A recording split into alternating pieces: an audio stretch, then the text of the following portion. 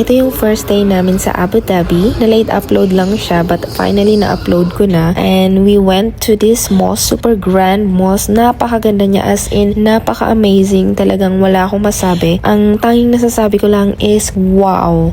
Nakabili ako ng isang abaya kasi wala na palang rented abayas dito. And it's not allowed kasi, especially if your clothes are open. So we don't have a choice. We bought new one at ito yung napili ko. And sobrang ganda ng napili ko na abaya, as you can see. I look like a Mary, charis. Ayan, napakaganda talaga sa loob. Pagpasok mo talagang wow na wow na wow. Maa-amaze ka sa sobrang ganda, sa sobrang linis. Buti na lang medyo maaga kami dumating kaya hindi pa masyadong crowded and we enjoyed the view. At this time, medyo mainit siya pero caring-caring naman, and meron ding ibang part na hindi pwedeng pasukin. May mga security din na mag-guide sa inyo kung saan pwedeng pumasok at kung saan pwedeng hindi pumasok.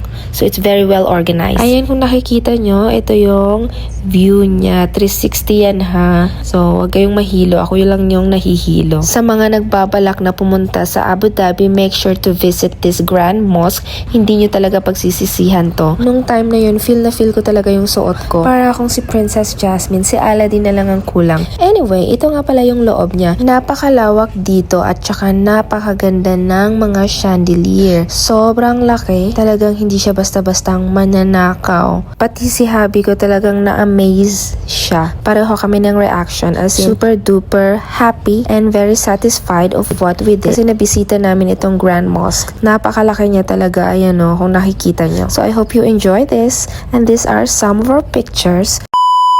Ayan, napakaganda ng suot ko at napakaganda ng view. Thank you for watching!